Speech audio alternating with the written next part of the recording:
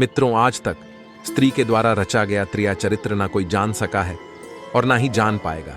इसीलिए कहते हैं कि चाहे आप किसी के कितने ही सगे हों, इन 3 आचरण वाले लोगों पर कभी विश्वास मत करना, वरना बहुत बुरा पछताओगे। एक बार की बात है, देवर्षि नारद जब भगवान भोलेनाथ के द्वार पर आते हैं, क्योंकि वह अपने प्रश्न के निवारण के लिए भगवान भोलेनाथ से बड़ा गुरु और किसी को नहीं मानते।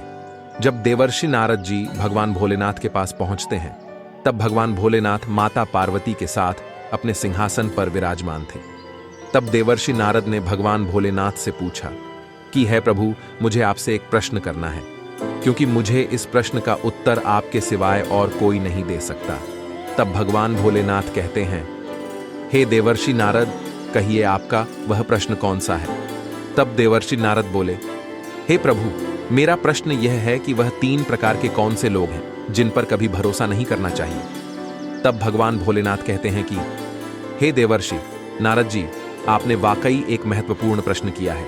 जो भी मनुष्य इस प्रश्न का उत्तर जान लेता है, वह कभी किसी के भी मायाजाल में नहीं फंसता और खुद में ही लीन रहता है।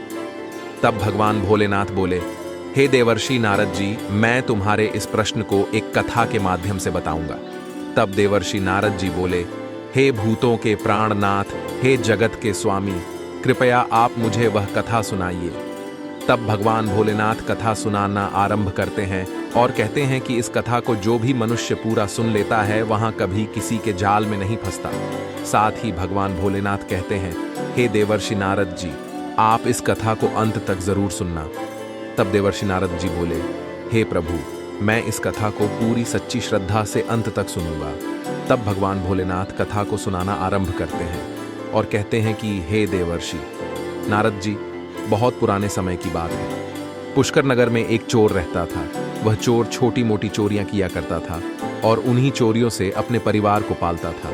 पर उन चोरियों के धन से उसका ठीक से गुजरा भी नहीं चल पाता था, क्योंकि वह गरीब जो था। अब उसके में एक नियुक्ति सूझी। एक दिन उसने विचार किया कि हत्या तो हत्या होती है, चाहे छोटी हो या बड़ी। मैं चाहे छोटी चोरी करूं या बड़ी, चोर के पकड़े जाने पर दंड और उपहास तो मुझे उतना ही मिलेगा, तो क्यों ना मैं एक काम करूं कि कोई बड़ी चोरी करूं। तब चोर ने सोचा, चलो राजा के खजाने को लूटने की योजना बनाता है। जब उस चोर ने सब कुछ सोच समझ लिया और योजना बना ली, तब रात होने पर वह किसी तरह से राजमहल में प्रवेश कर गया और जहां राजा का कोष था, वहां पहुंच गया। भगवान भोलेनाथ आगे कहते हैं, हे देवर्षि नारद जी, वहां पहुंचने पर उसने देखा कि राजा के खजाने की कई सैनिक देख रेख कर रहे थे। जब जोर ने देखा कि पहरा बहुत सख्त है, तो चोर को लगा कि उनकी आंखों में धूल झोंकना बहुत कठिन काम है। चोर सोचने लगा, यहां तो साक्षात मौत के पैगांबर पहरा दे रहे हैं। अगर मैंने चोरी करने की गुस्ताखी की तो जीवित नहीं बच पाऊंगा। यही सोचकर चोर उल्टे पांव लौट पड़ा। भगवान भोलेनाथ आगे कहते हैं, हे देवर्षि नारद जी, लौटते समय उसने सोचा कि खाली हाथ लौटने से अच्छा है कि कुछ ना कुछ तो यहां से लिए ही चलूं, जिससे मेरा यहां आना व्यर्थ नहीं होना चाहिए। तब इस चोर के दिमाग में युक्ति आई कि राजा के कक्ष में चलना चाहिए, जहां राजा रात को सोता है और इस समय राजा अपने कपड़े उतार कर सो गया होगा। मैं राजा की पोशाक चुरा कर ले आऊंगा और वही पोशाक पहनकर मैं आसानी से कुछ धन चुरा कर यहां से निकल जाऊंगा। तब सभी पहरेदारों को लगेगा कि मैं राजा हूं, इसलिए वे मेरे रास्ते में नहीं आएंगे और मेरा काम बड़ी आसानी से बन जाएगा। भगवान भोलेनाथ आगे कहते हैं, हे देवर्षि नारद जी, ऐसा निश्चय करके चोर राजा के कक्ष के पास पहुंच गया। चोर ने धीरे से पर्दा हटाकर झांक कर देखा, तो अंदर का नजारा देखकर वह चोर हैरान रह गया। भगवान भोलेनाथ आगे कहते हैं, हे देवर्षि नारद जी, उसने देखा कि कक्ष में राजा साहब अपने पलंग पर गहरी निद्रा में सो रहे हैं और उनकी रानी अपने पूरे कपड़े उतारे हुए अर्धनग्न अवस्था में पलंग पर बैठी हुई थी। चोर ने रानी को जागता देखा तो उस चोर के हाथ पैर फूल गए। वह एक दीवार से सट कर खड़ा हो गया। भगवान भोलेनाथ आगे कहते हैं, हे देवर्षि नारद जी, वह रानी के सो जाने का इंतजार करने लगा। काफी देर के बाद उसने फिर पर्दा हटाकर देखा कि देखें रानी अभी तक सोई है या नहीं, क्योंकि जब रानी सो जाएगी तो राजा की पोशाक चुराई जा सकेगी। भगवान भोलेनाथ आगे कहते हैं, हे देवर्षि नारद जी, चोर ने देखा कि रानी उसी तरह अभी भी बैठी जाग रही थी। यह देखकर चोर कुछ ज्यादा ही घबरा गया।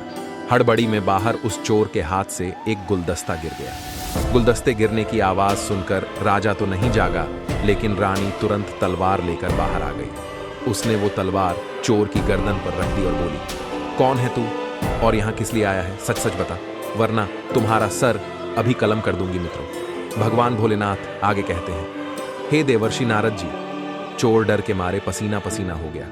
वह हाथ जोड़कर गिड़गिड़ाता हुआ बोला, रानी साहिबा, मेरी जान बख्श दीजिए। मैं एक गरीब चोर हूं और चोरी करने के उद्देश्य से मैं यहां आया था। मैं इधर उधर छोटी मोटी चोरी करके अपने परिवार का पालन करता हूं। आप मुझे मार दोगी तो मेरे बच्चे अनाथ हो जाएंगे। मैं वचन देता हूं कि इस बार मुझे छोड़ दो। मैं कभी इधर मुड़कर भी नहीं देखूंगा। मेरे छोटे छोटे बच्चों पर रहम करो। चोर को अत्यंत भयभीत और गिड़गिड़ाता हुआ देखकर रानी ने कुछ नरमी दिखाई और बोली, सुन, तुझे मैं एक शर्त पर छोड़ सकती हूं। मैं इस समय काम वासना से पीड़ित हूं। अगर तू मेरे साथ संबंध बनाए तो मैं तुझे यहां से जाने दूंगी।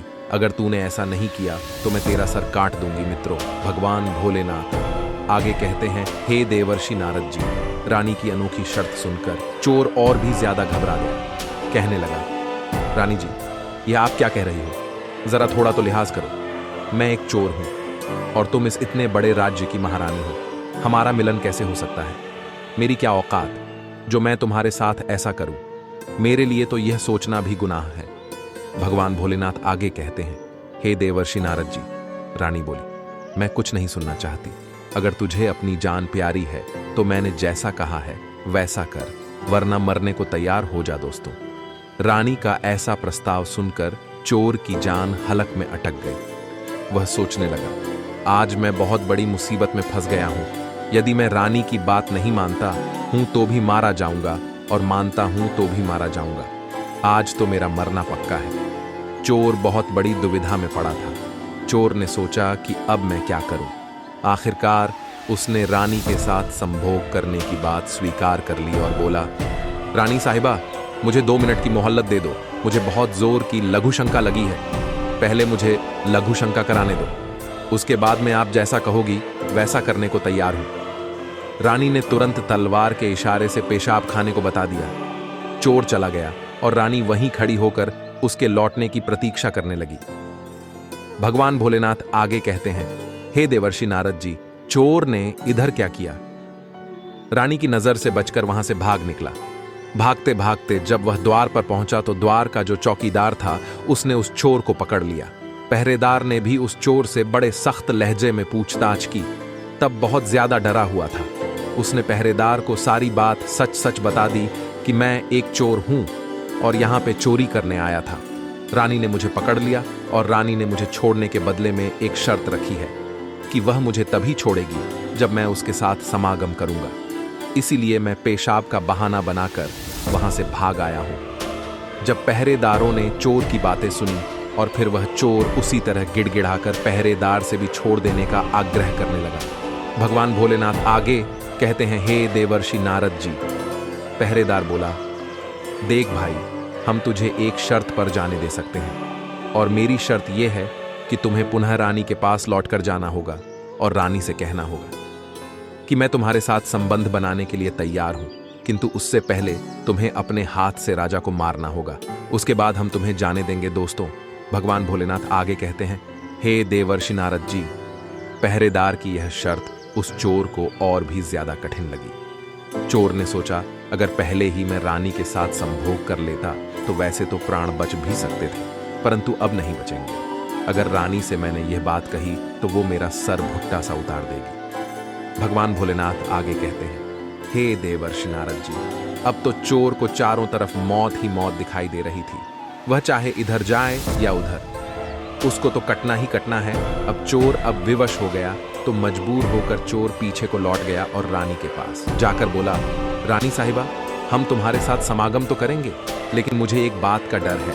अगर उस समय राजा साहब जाग गए तो ना तुम बचोगी ना ही मैं बच पाऊंगा। राजा साहब हम दोनों को मार डालेंगे, इसलिए मैं तुम्हारे साथ संबंध बनाने से पहले तुम्हें एक काम करना होगा। तुम अपने हाथों से ही राजा का सर काट दो, फिर हम निर्भय हो जाएंगे और सुखपूर्वक समागम कर सकेंगे।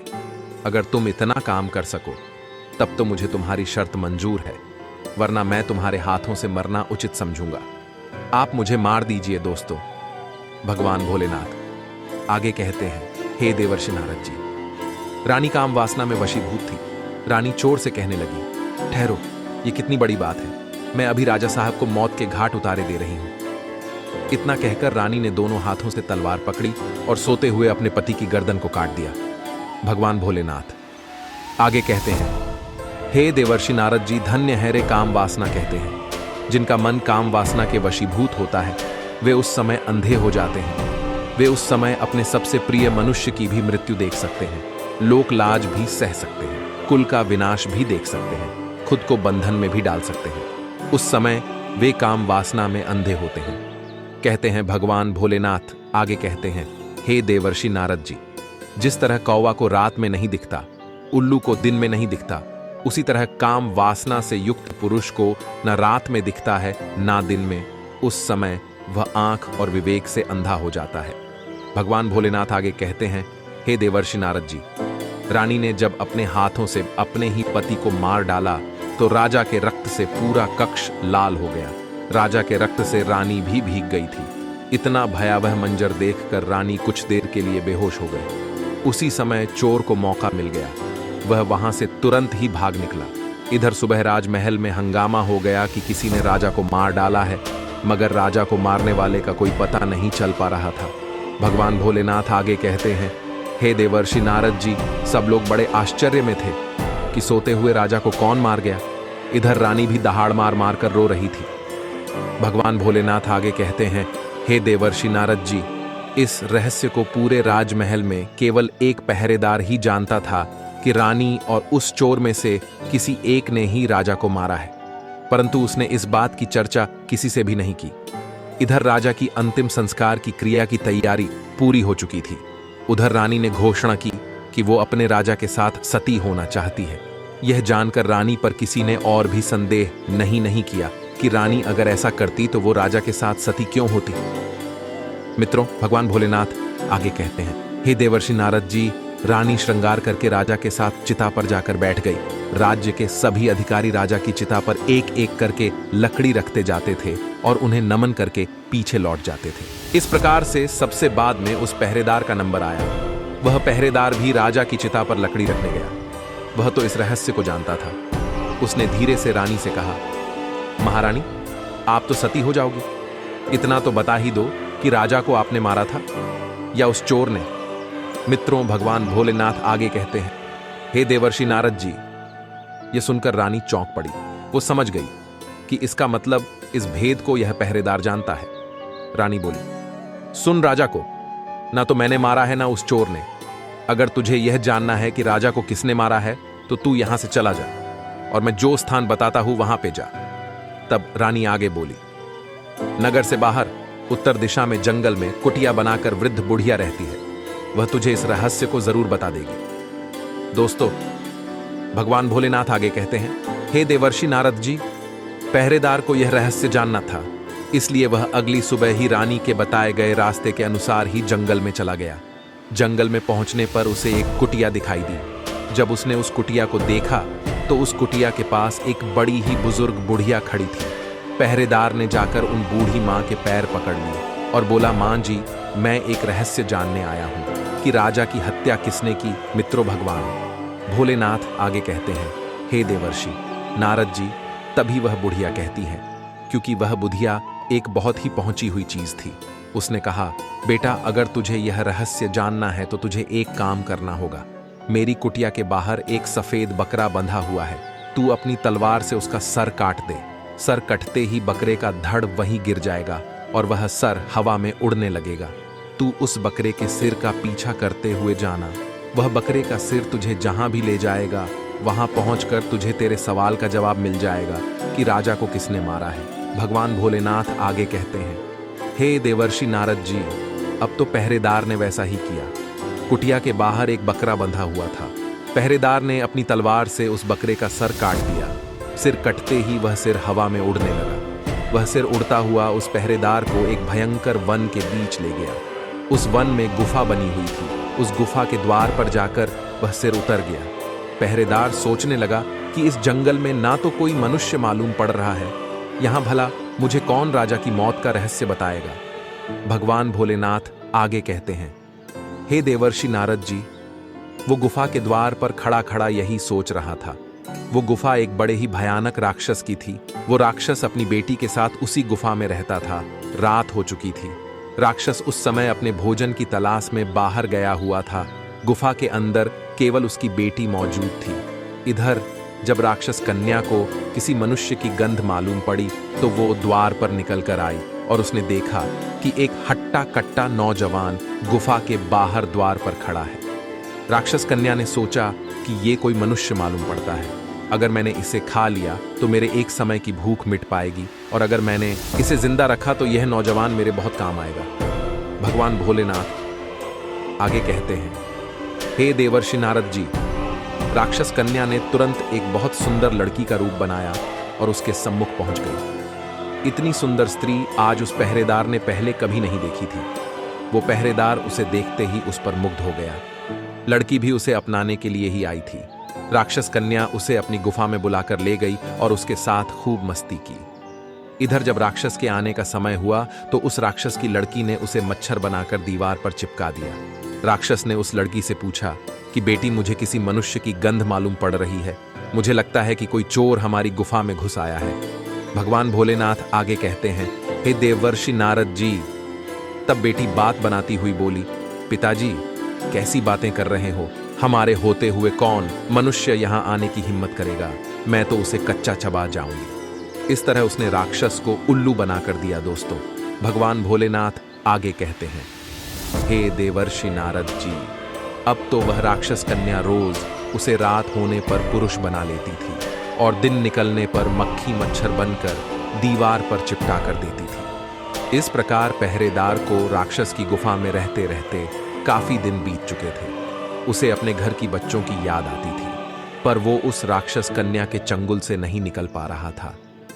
एक दिन उसे मौका मिल गया। वह किसी तरह रात में वहां से भाग निकला और भागते भागते कई दिनों के बाद वह अपने नगर पहुंच गया। अपने घर पहुंचकर उसे बड़ी खुशी हुई। अपने बच्चों से मिलकर वह बहुत प्रसन्न हुआ और वह सोचने लगा, अच्छा हुआ जो मैं वहां से चला आया। न जाने कब तक वह अप्सरा मुझे मक्खी मच्छर बनाकर वहां रखती। दोस्तों, भगवान भोलेनाथ आगे कहते हैं, हे देवर्षि नारद जी, इस प्रकार पहरेदार को अपने घर पर रहते काफी वक्त गुजर गया। एक दिन उसे फिर उसी लड़की की याद आई। अब तो दिन रात वो उस लड़की के ख्यालों में खोया रहता था। उसकी सुंदरता को याद करके उससे मिलने की इच्छा करता था। अब तो उसके बिना ना उसे खाना अच्छा लगता था, ना पीना। हर समय यही सोचता था कि अब उससे किस प्रकार मिलन हो सके। भगवान भोलेनाथ आगे कहते हैं, हे देवर्षि नारद जी, स्त्रियों का नाम लेना ही मन में एक सुनामी पैदा करके चित्त को काम विकार से भर देना है।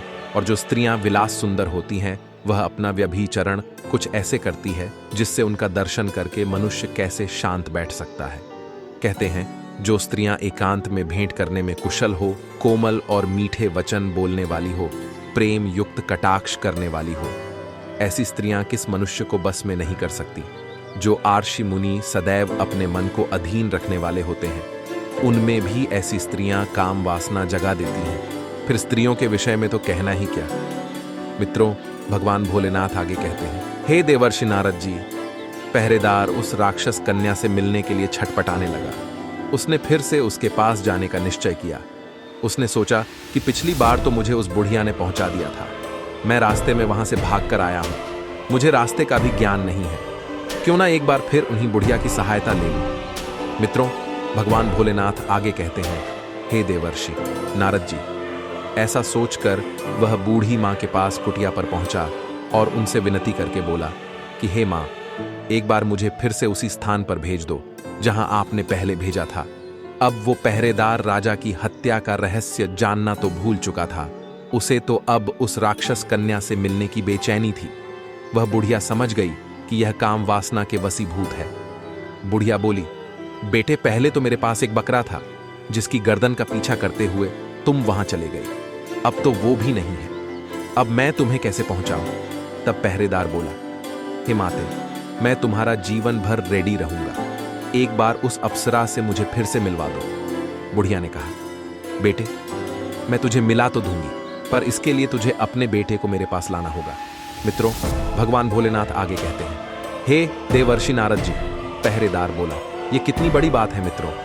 इतना कहकर पहरेदार अपने बेटे को बुला लाया। उस बुढ़िया ने कहा कि जिस तरह तुमने बकरे का सिर काटा था, उसी तरह तुम अपने बेटे का सिर काट दो, और उसी तरह इसका सिर भी हवा में उड़ेगा। तुम इसका सिर पकड़ लेना और यह तुम्हें उसी स्थान पर पहुंचा देगा। काम वासना के वसीभूत पहरेदार अपने बेटे का सर काटने के लिए तैयार हो गया। उसने जैसे ही तलवार लेकर बेटे का सिर काटना चाहा, उस बूढ़ी मां ने उसका हाथ पकड़ लिया और बोली, ठहरो, यही तुम्हारे प्रश्न का जवाब है। राजा को ना चोर ने मारा, ना रानी ने। राजा को काम वासना के वसीभूत हवस ने मारा था। जिस तरह काम वासना में अंधे होकर तुम अपने बेटे को मारने के लिए तैयार हो गए। मित्रों, भगवान भोलेनाथ आगे कहते हैं, हे देवर्षि नारद जी, हवस के वशीभूत होकर मनुष्य अंधा हो जाता है। उसे सब कुछ दिखना बंद हो जाता है। उस समय उसे अच्छा बुरा कुछ नहीं सूझता। वह निंदनीय कर्म कर डालता है। भगवान भोलेनाथ आगे कहते हैं, हे देवर्षि नारद जी, अब तो आपको पता ही चल गया होगा कि वह 3 ऐसे व्यक्ति के आचरण कौन से हैं जिसे हमेशा बच के रहना चाहिए। तब देवर्षि नारद जी बोले, हे भगवान, मुझे अभी भी झांत नहीं हुआ है, कृपया मुझे स्पष्ट भाषा में बताने का प्रयत्न करें। तब भगवान भोलेनाथ आगे कहते हैं, हे देवर्षि नारद जी, पहला आचरण है काम वासना। काम वासना में वशीभूत आदमी अच्छे बुरे में फर्क नहीं कर पाता है। दूसरा आचरण धन है। धन का लालची भी धन में अंधा होकर कुछ भी नहीं देख पाता। तीसरा आचरण होता है क्रोधी। क्रोध में अंधा होकर मनुष्य सब कुछ भूलकर वो सब कर डालता है जो जीवन भर उसे पछताने के लिए विवश कर देता है। क्रोध में वो बुद्धि विवेक से शून्य हो जाता है और अपना पराया कुछ नहीं देख पाता। इन 3 आचरणों से बच कर रहना चाहिए। यह दिमाग से पैदल हो जाते हैं। इन पर कभी विश्वास नहीं करना चाहिए। भगवान भोलेनाथ आगे कहते हैं, हे देवर्षि नारद जी, अब तो आपको आपके प्रश्न का उत्तर मिल ही गया होगा।